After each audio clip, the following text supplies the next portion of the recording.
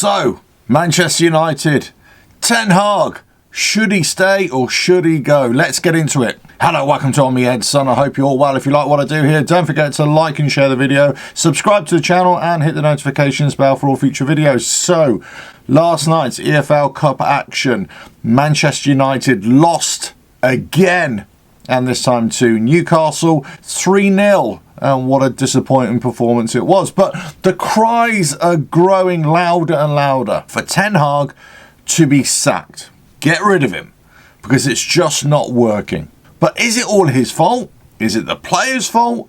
Is it a combination of the two, that they're not listening to him, or his ideas are just not suited to English football? Does he have the players that would suit his style of play, or that he wants to play? Or is he just fighting a losing battle because Manchester United are just a basket case of a club? That's what everybody's asking. Now, if you're a Manchester United fan, just let us know. Is it the club structure that's at fault, or is it Ten Hag? What about if Ten Hag leaves or is sacked and he's going to get a handsome payout for that? Who comes in?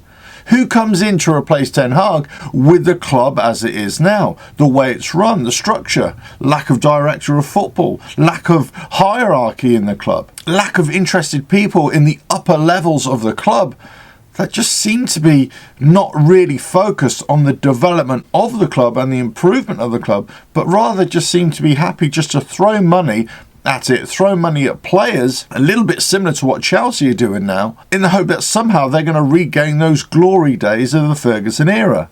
It's just not going to happen.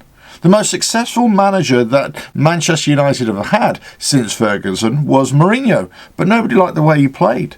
But he won them trophies. But even Mourinho could not fight what was going on behind the scenes. So what is going on behind the scenes? Well, if you listen to ex-players, they're always bemoaning, the problems behind the scenes, and also the players, and, the way the players are being coached. But it's got to be more than that. There's got to be a reason why Manchester United just keep on floundering. And this is not just because they lost in the EFL Cup last night and they're not going to be able to challenge to retain their trophy. And it's not because they've had an indifferent start to the season as well. By all accounts now, it's the worst start to a Premier League season, or the worst start to a league season for 60 years. I mean, 60 years for Manchester United. Now, the hopes were raised last year because they got to an FA Cup final, lost to Man City quite convincingly. They got to the EFL Cup final and obviously won that. And they came in the top four, and they're playing Champions League football this season. But it's not been great. Expectations were raised, but now they've just fallen flat on the face. So who is the scapegoat for this? Who is the one that's got to fall on their sword and say, hey, it's just not working. No matter what I do, it's just not working. Now, can you imagine any of the players standing up in front of the media and saying, hey, no, it's my fault entirely? Of course not. Players are never going to do that.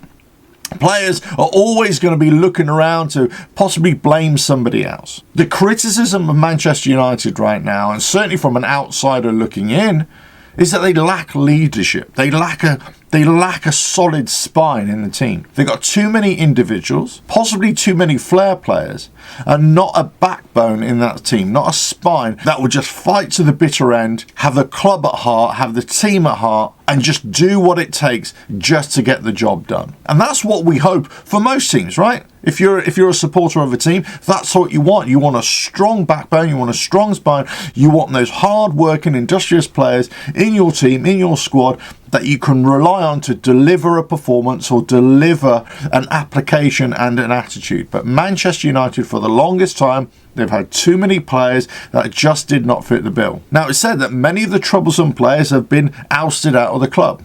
So the players that they've got, they are for the club, they are for the team, but they're just not showing it. Now, it could be that the way Ten Hag is asking them to play, maybe out of position, maybe not in their natural position, or maybe not in their natural mode of playing, is having an effect.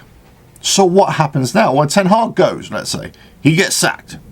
He walks. He resigns. Whatever the case may be. Who do they bring in? Who is on the horizon that will come to Manchester United and make it any different? They've talked about Unai Emery coming there as well. He's doing great stuff at Aston Villa, but he hasn't won anything. He had a good tail end of last season. He started fantastically well at this season.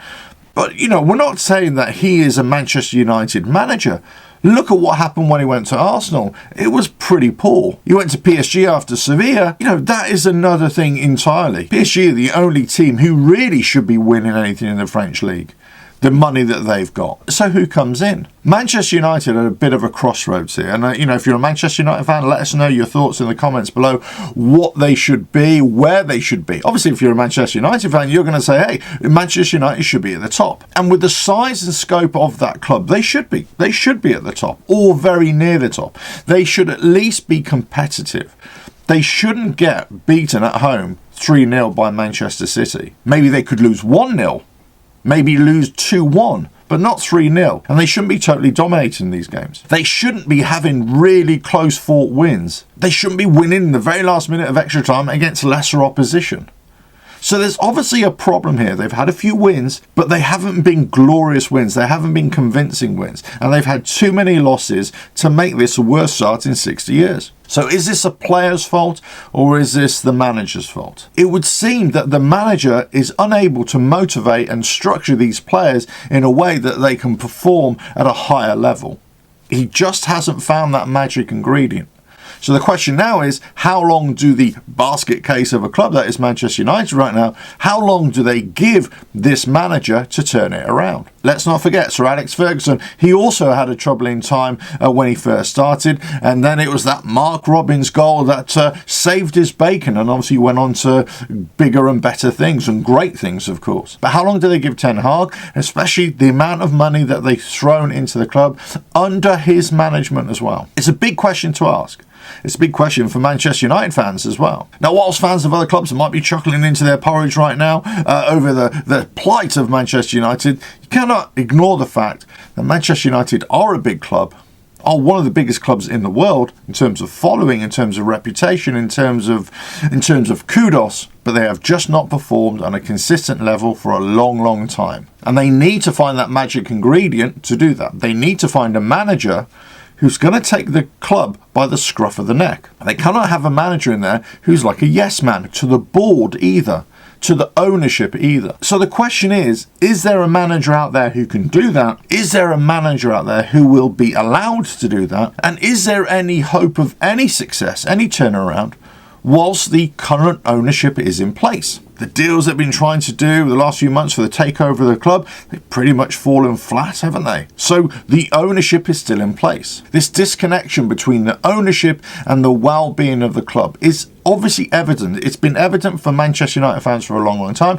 It's evident to the wider footballing public, of course. But to simply say changing the manager is going to solve all the issues, I really don't think that's going to be a winning combination. There's got to be a manager who's allowed to do a roots and all takeover of the club, of the footballing side of the club. They need to have a better structure in place, and they need to have an ownership who are completely committed and invested in that club. And the only way that happens is when either the ownership changes or where they have a manager who is completely in charge of all aspects. And they also have a playing roster willing to buy into this ethos and willing to go that extra yard, not only for themselves, but for their manager, for their club, for the fans. Until that happens, it's going to be status quo. And I don't think many Manchester United fans will be singing, I like it, I like it. Let us know your thoughts, whether you're a Manchester United fan or not. And I'll catch you again on another video coming very soon. If you like what I do here, don't forget to like and share, subscribe to the channel, hit the notifications bell, and well, see you next time. Bye now.